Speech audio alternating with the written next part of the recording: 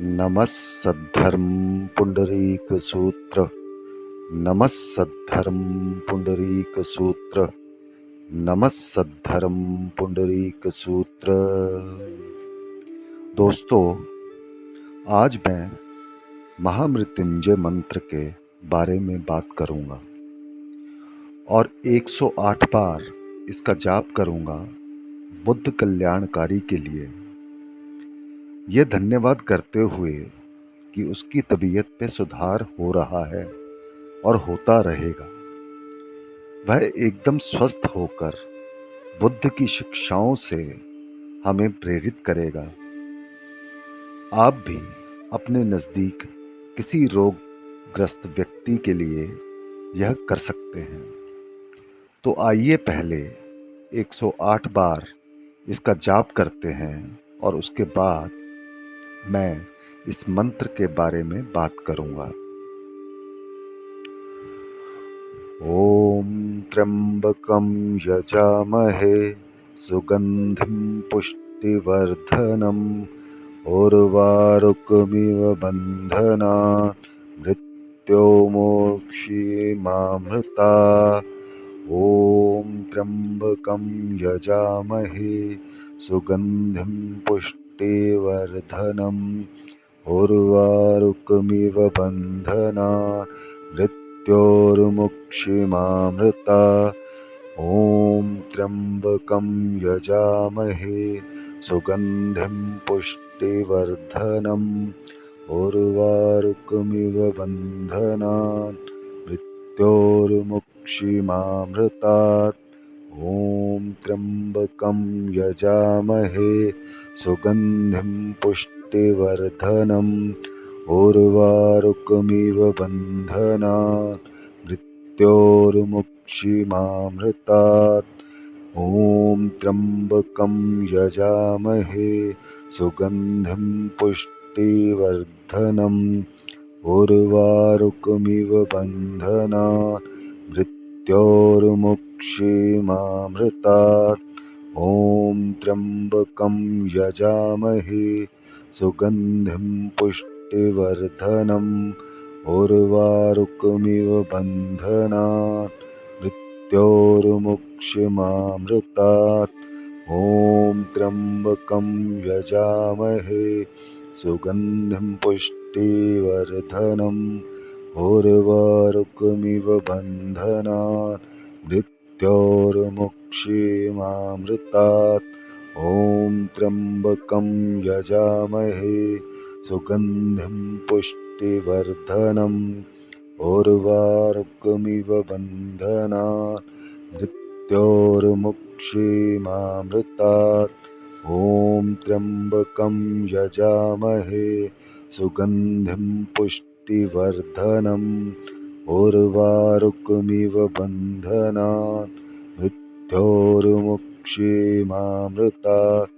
ॐ त्र्यंबकं यजामहे सुगंधिं पुष्टिवर्धनम् उर्वारुकमिव बन्धनान् मृत्योर्मुक्षीमामृतात्। ॐ त्र्यंबकं यजामहे सुगंधिं पुष्टिवर्धनम् उर्वारुकमिव बन्धनान् मृत्योर्मुक्षीमामृतात्। ॐ त्र्यंबकं यजामहे सुगंधिं पुष्टिवर्धनम् उर्वारुकमिव बन्धनान् मृत्योर्मुक्षीमामृतात्। ॐ त्र्यंबकं यजामहे सुगंधिं पुष्टिवर्धनम् उर्वारुकमिव बन्धनान् मृत्योर्मुक्षीमामृतात्। ॐ त्र्यंबकं यजामहे सुगंधिं पुष्टिवर्धनम् उर्वारुकमिव बन्धनान् मृत्योर्मुक्षीमामृतात्। ॐ त्र्यंबकं यजामहे सुगंधिं पुष्टिवर्धनम् उर्वारुकमिव बन्धनान् मृत्योर्मुक्षीमामृतात्। ॐ त्र्यम्बकं यजामहे सुगन्धिं पुष्टिवर्धनम् उर्वारुकमिव बन्धना मृत्योर्मुक्षीमामृतात्। ॐ त्र्यम्बकं यजामहे सुगन्धिं पुष्टिवर्धनम् उर्वारुकमिव बन्धनात् मृत्योर्मुक्षीमामृतात्। ॐ त्र्यम्बकं यजामहे सुगन्धिं पुष्टिवर्धनम् उर्वारुकमिव बन्धनात् मृत्योर्मुक्षीमामृतात्। ॐ त्र्यम्बकं यजामहे सुगन्धिं पुष्टिवर्धनम् उर्वारुकमिव बन्धनात् मृत्योर्मुक्षीमामृतात्। ॐ त्र्यम्बकं यजामहे सुगन्धिं पुष्टिवर्धनम् उर्वारुकमिव बन्धनात् मृत्योर्मुक्षीमामृतात्। ॐ त्र्यम्बकं यजामहे सुगन्धिं पुष्टिवर्धनम् उर्वारुकमिव बन्धनात् मृत्योर्मुक्षीमामृतात्। ॐ त्र्यम्बकं यजामहे सुगन्धिं पुष्टिवर्धनम् उर्वारुकमिव बन्धनात् मृत्योर्मुक्षीमामृतात्। ॐ त्र्यम्बकं यजामहे सुगन्धिं पुष्टिवर्धनम् उर्वारुकमिव बन्धनात् मृत्योर्मुक्षीमामृतात्। ॐ त्र्यम्बकं यजामहे सुगन्धिं पुष्टिवर्धनम् उर्वारुकमिव बन्धनात् मृत्योर्मुक्षीमामृतात्। ॐ त्र्यम्बकं यजामहे सुगन्धिं पुष्टिवर्धनम् उर्वारुकमिव बन्धनात् मृत्योर्मुक्षीमामृतात्। ॐ त्र्यम्बकं यजामहे सुगन्धिं पुष्टिवर्धनम् उर्वारुकमिव बन्धनात् मृत्योर्मुक्षीमामृतात्। ॐ त्र्यम्बकं यजामहे सुगन्धिं पुष्टिवर्धनम् उर्वारुकमिव बन्धनात् मृत्योर्मुक्षीमामृतात्। ॐ त्र्यम्बकं यजामहे सुगन्धिं पुष्टिवर्धनम् उर्वारुकमिव बन्धनात् मृत्योर्मुक्षीमामृतात्। ॐ त्र्यम्बकं यजामहे सुगन्धिं पुष्टिवर्धनम् उर्वारुकमिव बन्धनात् मृत्योर्मुक्षीमामृतात्। ॐ त्र्यम्बकं यजामहे सुगन्धिं पुष्टिवर्धनम् उर्वारुकमिव बन्धनात् मृत्योर्मुक्षीमामृतात्। ॐ त्र्यम्बकं यजामहे सुगन्धिं पुष्टिवर्धनम् उर्वारुकमिव बन्धनात् मृत्योर्मुक्षीमामृतात्। ॐ त्र्यम्बकं यजामहे सुगन्धिं पुष्टिवर्धनम् उर्वारुकमिव बन्धनात् मृत्योर्मुक्षीमामृतात्। ॐ त्र्यम्बकं यजामहे सुगन्धिं पुष्टिवर्धनम् उर्वारुकमिव बन्धनात् मृत्योर्मुक्षीमामृतात्। ॐ त्र्यम्बकं यजामहे सुगन्धिं पुष्टिवर्धनम् उर्वारुकमिव बन्धनात् मृत्योर्मुक्षीमामृतात्। ॐ त्र्यम्बकं यजामहे सुगन्धिं पुष्टिवर्धनम् उर्वारुकमिव बन्धनात् मृत्योर्मुक्षीमामृतात्।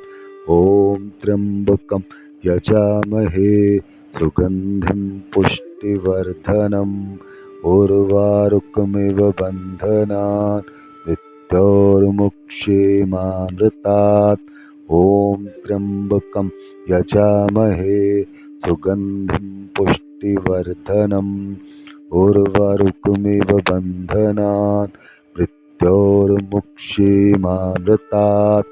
ॐ त्र्यम्बकं यजामहे सुगन्धिं पुष्टिवर्धनम् उर्वारुकमिव बन्धनान् मृत्योर्मुक्षीमामृतात्। ॐ त्र्यम्बकं यजामहे सुगन्धिं पुष्टिवर्धनम् उर्वारुकमिव बन्धनान् मृत्योर्मुक्षीमामृतात्।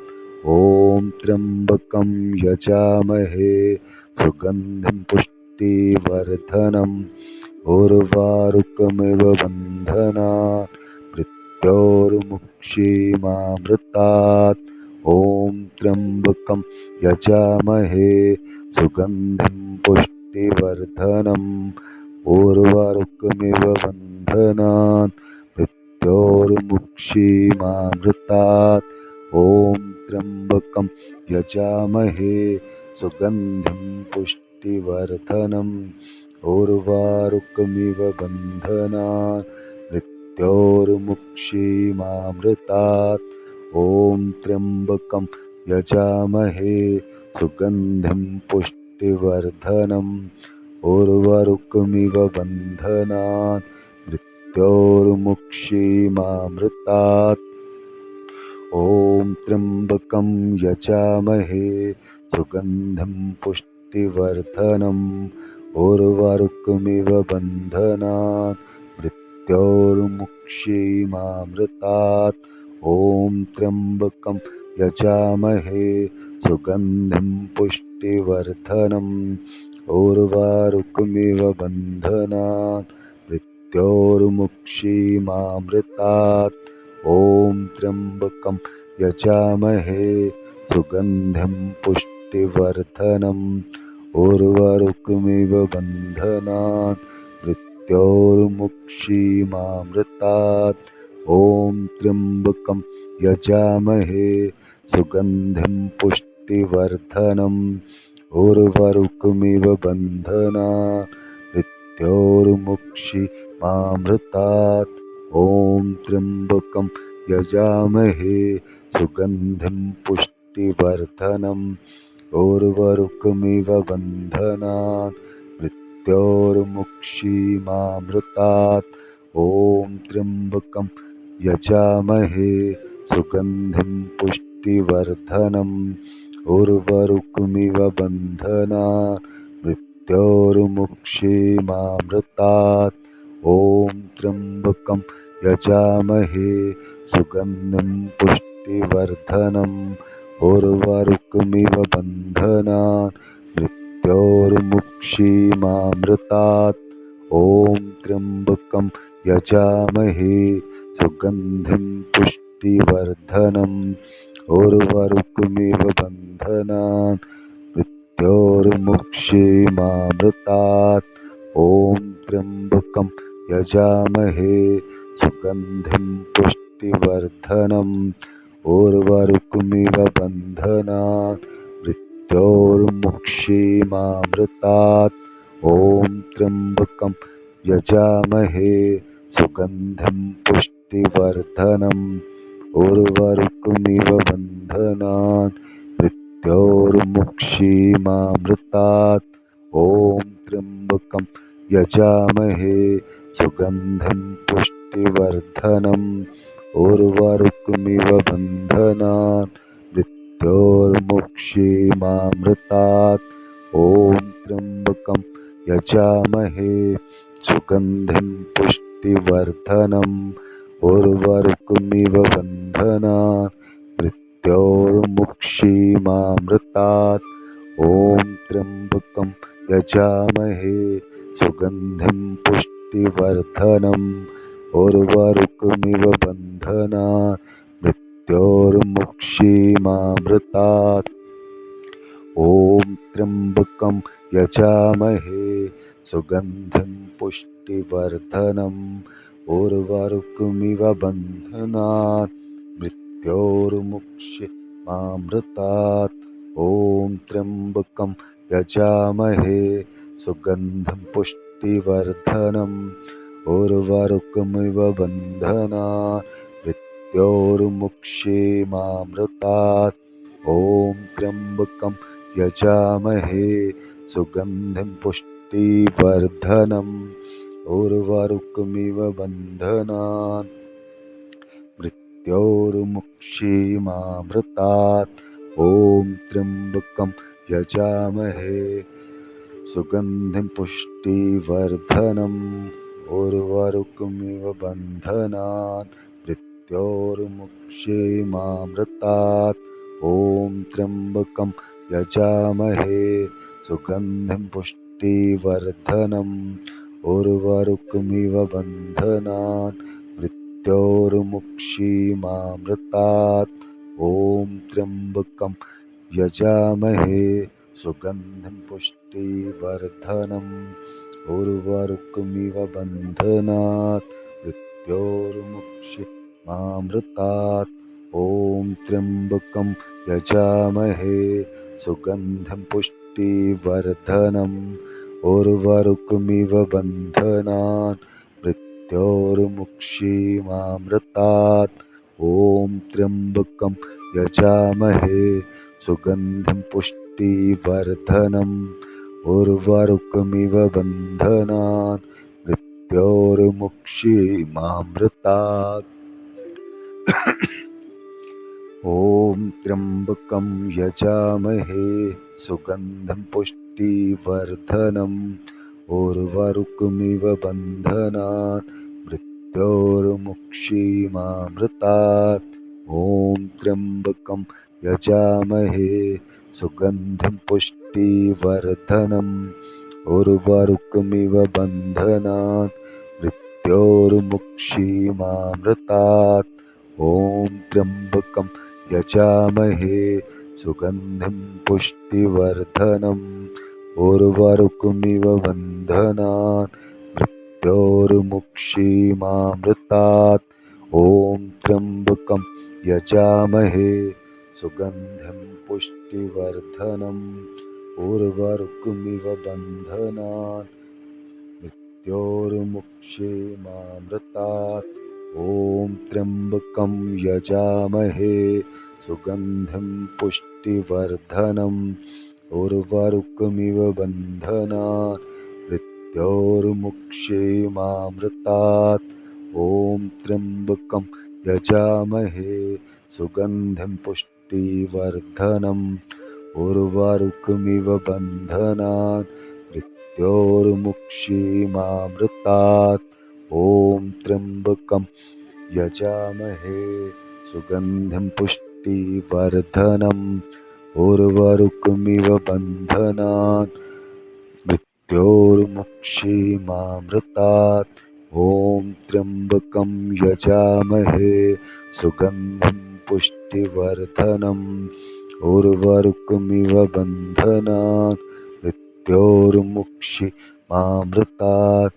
ॐ त्र्यम्बकं यजामहे सुगन्धिं पुष्टिवर्धनम् उर्वारुकमिव बन्धनात् मृत्योर्मुक्षीयमामृतात्। ॐ त्र्यम्बकं यजामहे सुगन्धिं पुष्टिवर्धनम् उर्वारुकमिव बन्धनात् मृत्योर्मुक्षीयमामृतात्। ॐ त्र्यम्बकं यजामहे सुगन्धिं पुष्टिवर्धनम् उर्वारुकमिव बन्धनात् मृत्योर्मुक्षीयमामृतात्। ॐ त्र्यम्बकं यजामहे सुगन्धिं पुष्टिवर्धनम् उर्वारुकमिव बन्धनात् मृत्योर्मुक्षीयमामृतात्। ॐ त्र्यम्बकं यजामहे सुगन्धिं पुष्टिवर्धनम् उर्वारुकमिव बन्धनात् मृत्योर्मुक्षीयमामृतात्।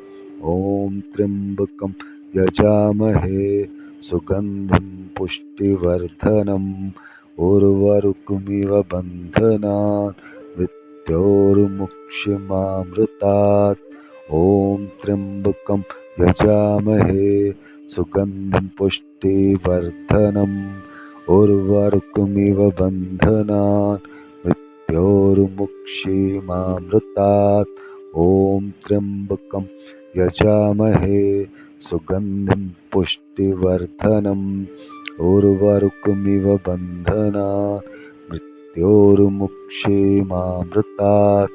ॐ त्र्यम्बकं यजामहे सुगन्धिं पुष्टिवर्धनम् उर्वारुकमिव बन्धनान् मृत्योर्मुक्षीमामृतात्।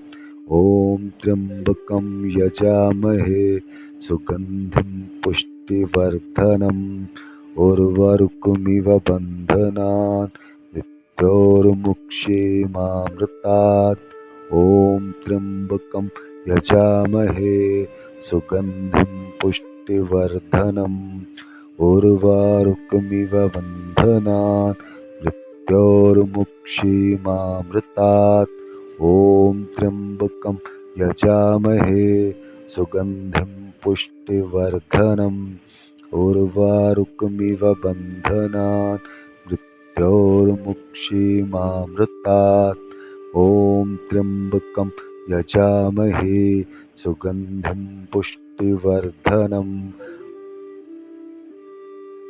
उर्वारुकमिव बन्धनान् मृत्योर्मुक्षीमामृतात्। ॐ त्र्यम्बकं यजामहे सुगन्धिं पुष्टिवर्धनम् उर्वारुकमिव बन्धनान् मृत्योर्मुक्षीमामृतात्।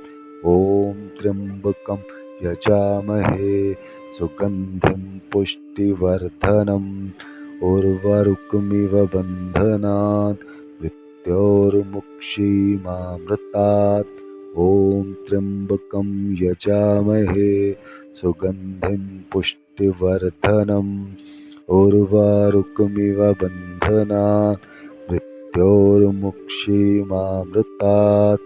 ॐ त्र्यम्बकं यजामहे सुगन्धिं पुष्टिवर्धनम् उर्वारुकमिव बन्धनान् मृत्योर्मुक्षीमामृतात्।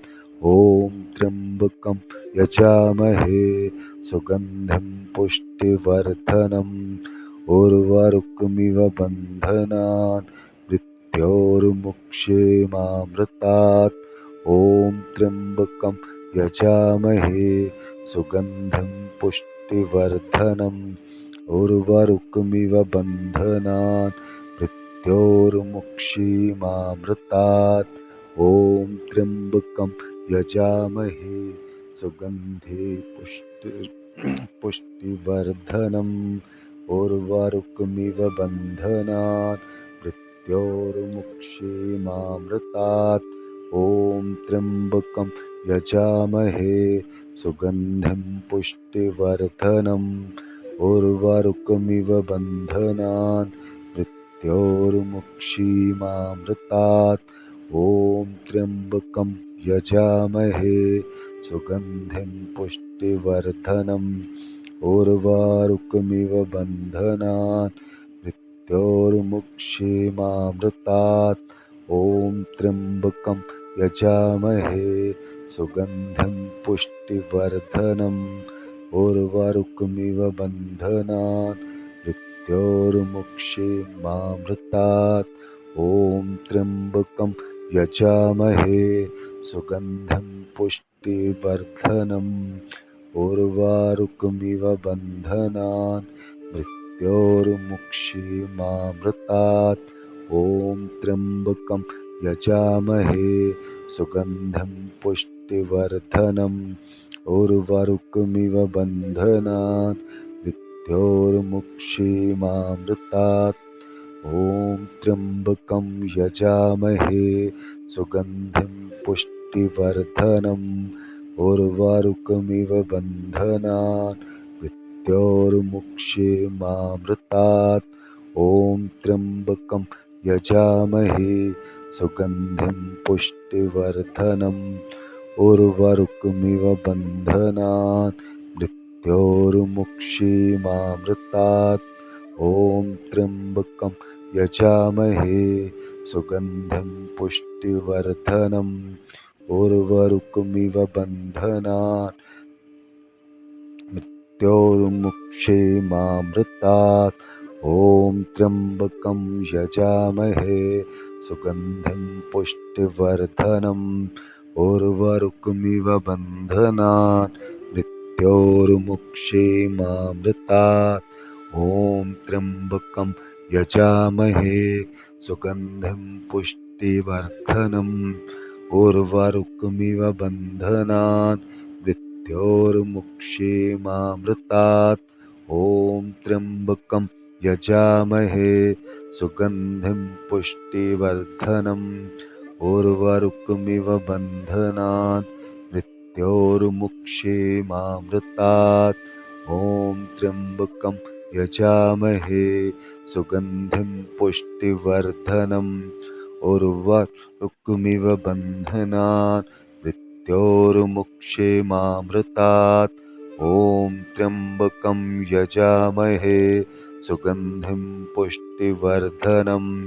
ॐ त्र्यम्बकं यजामहे सुगन्धिं पुष्टिवर्धनम् उर्वारुकमिव बन्धनान् मृत्योर्मुक्षीमामृतात्। ॐ त्र्यम्बकं यजामहे सुगन्धिं पुष्टिवर्धनम् उर्वारुकमिव बन्धनान् मृत्योर्मुक्षीमामृतात्। ॐ त्र्यम्बकं यजामहे सुगन्धिं पुष्टिवर्धनम् उर्वारुकमिव बन्धनान् मृत्योर्मुक्षीमामृतात्। ॐ त्र्यम्बकं यजामहे सुगन्धिं पुष्टिवर्धनम् उर्वारुकमिव बन्धनान् मृत्योर्मुक्षीमामृतात्। नमः सद्धर्म पुंडरीक सूत्र, नमः सद्धर्म पुंडरीक सूत्र, नमः सद्धर्म पुंडरीक सूत्र। बहुत बहुत धन्यवाद। अब हम इस महामृत्युंजय मंत्र के बारे में बात करते हैं। मंत्र का अर्थ है, जैसे कि महामृत्युंजय मंत्र को मोक्ष मंत्र और रुद्र मंत्र भी कहा जाता है। यह मंत्र भगवान शिव को समर्पित है और मृत्यु के भय से मुक्ति दिलाने वाला माना जाता है। इस मंत्र में त्र्यंबकम, 3 नेत्र वालों को अर्थात भगवान शिव को कहते हैं।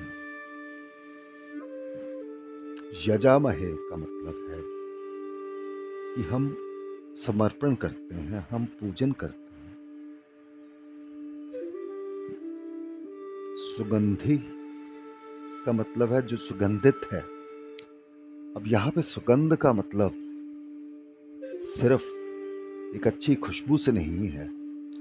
सुगंध जिस तरीके से चारों दिशाओं में फैलती है, यही उसका अर्थ है। पुष्टिवर्धनम जीवन शक्ति और आरोग्य को बढ़ाता है। उर्वरुकमीव बहुत ही महत्वपूर्ण शब्द है ये। यहाँ पे ये कहा गया है, उर्वरुकमीव का अर्थ है जैसे ककड़ी या खरबूजा अपने बंधन से मुक्त होता है, यानी कि ये दोनों सब्जी या फल अपने जिस भी बेल के ऊपर, अपने पेड़ के ऊपर लगते हैं या पौधे के ऊपर लगते हैं, जब पक जाते हैं तो अपने आप गिर जाते हैं। किसी को मुक्त करने की जरूरत नहीं पड़ती। बंधनान का मतलब है बंधन। मृत्यु के बंधन से। यहाँ पे मृत्यु का बंधन सिर्फ भौतिक नहीं है। हम आगे समझेंगे इसका क्या अर्थ। मृत्यु का अर्थ होता है मृत्यु से। यहाँ फिर मृत्यु का अर्थ सिर्फ भौतिक नहीं है। मोक्ष मतलब मुक्त होना। मां अमृतात् का मतलब अमृत से अर्थात दीर्घ आयु प्रदान करना।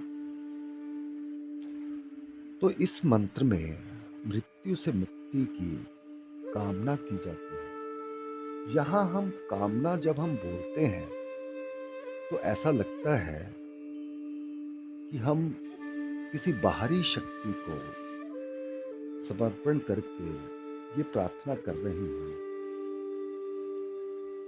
कि मुझे या हमें मृत्यु से मुक्ति मिले। लेकिन यह शक्ति बाहरी नहीं है, यह हम सबके अंदर है। ये वो शक्ति है, वो ज्ञान की शक्ति है, और इस ज्ञान से ही हमें मृत्यु से मुक्ति मिलेगी। यहाँ फिर से मृत्यु का मतलब सिर्फ शारीरिक मृत्यु नहीं है, बल्कि जीवन के सभी संकट और बुराइयों से छुटकारा पाने का प्रतीक है। अब जब हम इस मंत्र का जप करते हैं तो हमारी जिंदगी में बहुत से लाभ मिलते हैं, हमारी जिंदगी बदल जाती है। सबसे पहले तो मृत्यु के भय से मुक्ति मिलती है। यह मंत्र जीवन की अनिश्चितताओं से मुक्त करता है। अब जीवन की अनिश्चितताएं तो बहुत होती हैं। इस पल जो हो रहा है, अगले पल क्या होगा, ये अनिश्चित है। इसके ऊपर विजय पाने के लिए हम इस अनिश्चितता से घबराते नहीं हैं, और जब वो पल आता है तो हम उसको खुल के जीते हैं, वो जैसा भी हो। इस मंत्र में आरोग्य प्राप्ति होती है। रोग भी एक तरीके का भय है। तो महामृत्युंजय मंत्र के नियमित जाप से स्वास्थ्य में सुधार होता है, यानी कि हम गंभीर बीमारियों से राहत पाते हैं। फिर हमारी आध्यात्मिक उन्नति होती है। इस मंत्र के जाप से मानसिक शांति मिलती है, और हम ध्यान यहाँ पे एकाग्रता भी है। ध्यान हमारे ज्ञान के बारे में जानना भी है, उस ज्ञान को प्राप्त करना भी है। जब हम ये सब करते हैं तो हमारे जीवन में स्थिरता आती है, संतुलन आता है। जब स्थिरता आती है, संतुलन आती है, तो हमें किसी भी तरीके की नेगेटिव एनर्जी से रक्षा मिलती है, और बुरी शक्तियों से हमारा बचाव होता है। तो दोस्तों, कुल मिला के अगर मैं कहूं, महामृत्युंजय मंत्र भगवान शिव का सबसे शक्तिशाली मंत्र माना जाता है, जो न केवल शारीरिक स्वास्थ्य में सुधार करता है, बल्कि मानसिक शांति और आत्मिक उन्नति भी प्रदान करता है। इस मंत्र का नियमित जाप व्यक्ति को मृत्यु के भय से मुक्त करता है, और जीवन में सुख, शांति, समृद्धि और स्वास्थ्य को लाता है। अगर आपका कोई मित्र या चाहने वाला किसी भी शारीरिक रोग से पीड़ित है तो आप 3 बार सूत्र नमन करें और उसके पश्चात 108 बार इस मंत्र का जप करें, दिन में 3 से 4 बार, लेकिन पूरी श्रद्धा के साथ पुंडरीक सूत्र में और इस मंत्र में। धन्यवाद। नमः सद्धर्म पुंडरीक सूत्र, नमः सद्धर्म पुंडरीक सूत्र, नमः सद्धर्म पुंडरीक सूत्र।